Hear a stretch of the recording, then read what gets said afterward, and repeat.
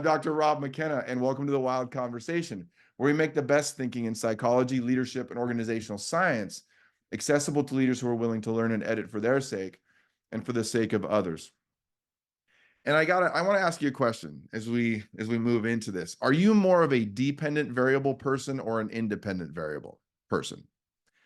And what I mean by that, so that's my psychologist way of talking about this. What I mean by that is, are you more of an outcome person or a process person? Kind of interesting. If I'm honest, I'm more drawn to process oftentimes than I am to outcomes. And sure, I would say outcomes are really important, but outcomes also mean nothing if we don't do the things to get the outcomes we want. Does that make sense? So it's like when I see things like engagement, any performance, these are really difficult things, by the way, to actually measure. This is a big part of my background is in psychometrics. And so it's actually assessing and measuring these things. But I've always been drawn to how do we actually do that? Because the predictors, the independent variables, are where I tend to be drawn. Now, however, I would say that, and trust is like that for me. And when we took a closer look at the impact of our WiLD, our whole and intentional leader development methodology on teams and leaders, we came to realize that the key thing that they were increasing was trust. The key thing that the independent variables, the process was doing, was driving toward trust. But we don't get trust by just talking about it. Our process of whole and intentional leader, team, and organizational development was increasing trust, not by talking about trust, but by impacting the variables that produce trust. Over and over and over again, you look at anyone's research out there, there are certain variables. You don't get it by talking about it. And trust being the foundation of things like engagement, performance, well-being, like all of it. And I've said this before, trust is the relational manifestation, the result of whole and healthy people. Trust is an outcome and not the formula. Trust is what follows the equal sign, not what precedes it. If we do certain things, trust is built. If we don't, trust disappears, and it is broken. Broken people are difficult to trust, and broken leaders are hard to follow. And trusted leaders who are moving beyond their brokenness to a place of wholeness are the leaders we must have, we must develop, and we ourselves must become. And this last week, I spoke to a senior leader who said in response to my simple question, "How are you doing?" She said, and this is a leader I would follow. She said, "I am beaten and broken. I feel like an icebreaker right now, and that is the job, and that is what I'm having to do. Cut through the ice to make progress, and the resistance is as hard as ice sometimes." And unfortunately, that story is not rare, and this is a leader I would follow. This is an incredible leader that I feel drawn to support. Who are the leaders you trust with your life and work, and why? Who are they, and what are their names? What is it about them that makes them trustworthy? And the trusted leader is a differentiated leader. Let me explain that. The leader we should trust and will trust over the long haul is an incredible human being. Do you hear me?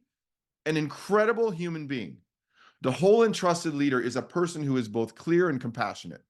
This is a person who knows themselves well, their convictions, values, competencies, weaknesses, and stands on a firm and supported foundation. This is a person with integrity, like an integer, a number that cannot be divided within itself. The whole and trusted leader is defined, purposeful, and full of communicated clarity.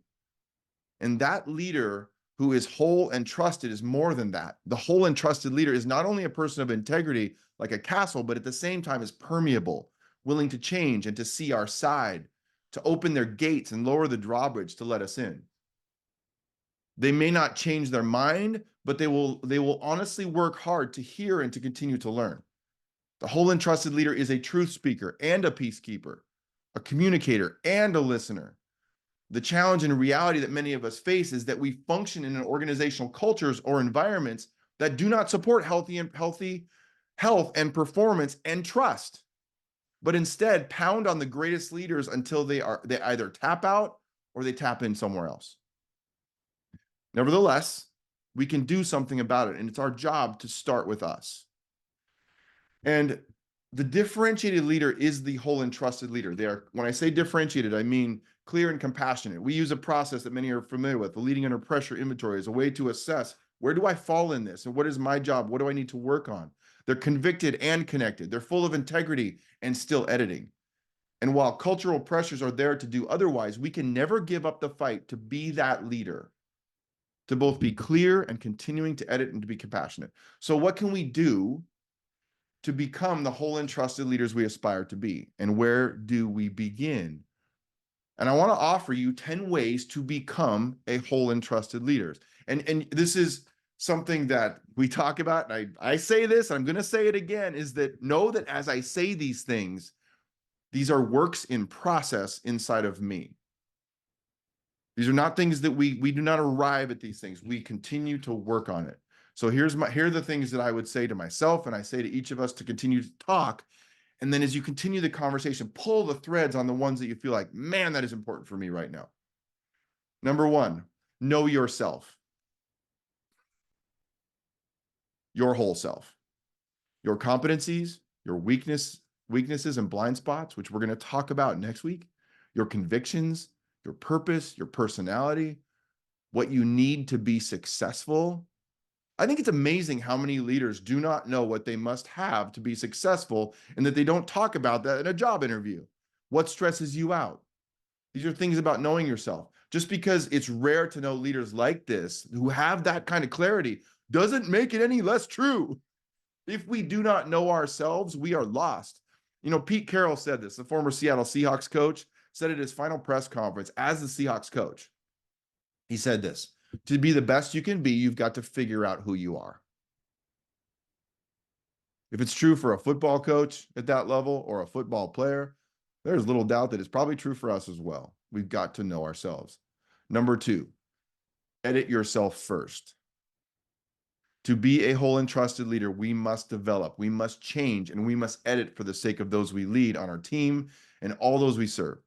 If we're not willing to learn and change, how in the world do we expect others to do the same? The rub in this particular point is that we often don't prop up leaders who are willing to change. We prop up leaders whose convictions we agree with. We often don't want someone who's still learning. And that is where we miss the point. To be whole and trusted, we must be thinking at an entirely different level, willing to learn and change while deepening our convictions at the same time.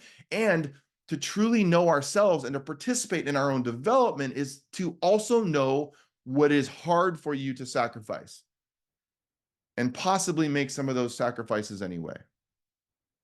I don't know if I can trust someone who doesn't know what's on the line for them, what they might have to put on the line. Editability is the key. If I won't hear you and consider what you need from me or for me to be, will you ever trust me? It doesn't mean I become those things, but I have to hear it and consider the possibility. Number three, be clear and direct. Be clear and direct. Don't gossip or talk behind the backs of others, because if you do, this is what happens. Those you are talking to will know, even though they may not articulate this, they will know it is only a matter of time before you talk about them with other members of your team. I am around very senior leaders who still gossip. Be clear about what you need from others, what great performance looks like, and what you expect from them, and they can expect from you. Clarity and honesty are really difficult in some organizations, but we aren't cowering away from the challenge today. We're facing this head on. I'm not talking about being a leader who gets the job, but the leader who is whole and trusted and is building a whole and trusted organization. And to do that, we must be clear and direct with others. Number four, listen like they matter. I'm like getting louder for my own sake. Listen like they matter, Rob. If your experience is like mine, I find that too few influential people don't ask many questions at all. And even fewer follow the first question with a curious second question. Listening like a fiend and building a massive listening muscle means being more interested than interesting and truly being motivated by hearing others. Leaders who do not listen at all cannot be trusted. It's disturbing how many conversations each of us have with senior leaders who treat the conversations more like we are talk show hosts responsible for interviewing them than someone who matters to them. And I am on a mission to not be like that. If we truly believe that other people have inherent value because they are, and not for any other reason, would that change how we would listen to them? We honor each other by trusting each other with what matters most and by listening to what matters most. A trusted leader listens while maintaining a clear understanding of who they are and what is unlikely to change based on what they hear. The litmus test: be mindful of the percentage of time you talk in any meeting, and not only ask questions, but ask follow-up questions with a curiosity that authentically does not have a preconceived answer to your question. Asking questions we don't know the answer to. Questions like their siblings' answers are a sign of whole and trusted leaders, of a whole and trusted leader. It doesn't mean that everyone gets their way. We are not leading by consensus, but by listening and taking action. We listen because they matter, and we must be curious as much as we are convicted. Number 5, hire trustworthy people. Hire trustworthy people. Can you imagine that? A sign of a trusted leader: they hire trustworthy people, highly differentiated people who are willing to learn and grow. When we hire people that others in our organization don't trust, it says something to them about us. This means that we don't hire for competence and ability alone, but for editability and a willingness to learn. If we hire broken, fragmented, or selfish people, we will tell everyone else that we cannot be trusted. While there must always be space for some brokenness because we are all human, we must hire for willingness to change as well as an ability to get the job done. Number 6, project hope. Project hope. Yeah, we're going to throw the hope word in here. Hope is a big part of the whole and trusted leader's job. And hope is not only an aspiration, but a compelling and clear vision of what could be, especially in the face of tremendous challenge. And while it's challenging to remain hopeful and potential focused in the midst of massive challenges, it's our job to not fake it, but to see possibilities when others may only see barriers. That's part of the leader's job, and being trusted is so key for that. The reality and challenges can't be ignored. People don't trust leaders who live with their heads in the clouds, but we must provide hope and vision for a better future, even when it's hard to muster. It's tough news, but it's our job. Number 7, expect big things. Expect big things from your people. Oftentimes in organizations, we've set the bar too low as leaders. When we set the bar low or we don't set the bar at all, a failure to identify what success will look like and how we'll measure it, we inadvertently communicate to our people that we don't trust them. And if we don't trust them, how in the world can they trust us? Number 8, get supported. You've heard me say this. It's such a powerful variable. You must have a very strong network of support, advocates, mentors, people who can correct you and give you tough feedback that like a punch in the gut, people who encourage you and correction, encouragement and correction. A whole and trusted leader has lots of people and friends around them, usually great human beings. And I'm telling you, even just today, you're surrounded by a bunch, so you don't have any excuses. Like, there are amazing people to be found or that you know or could know. Number 9, be consistent. Peter Drucker, who some call the father of management, who was close to our friend, Dr. Dean McKay, and he was a professor during my time at Claremont Graduate University, said this: to trust a leader, it is not necessary to like her, nor is it necessary to agree with her. Trust is the conviction that a leader means what she says. It is a belief in integrity. A leader's actions and a leader's professed beliefs must be congruent or at least compatible. Effective leadership, and he said, again, this is very old wisdom, is not based on being clever. It is primarily based on being consistent.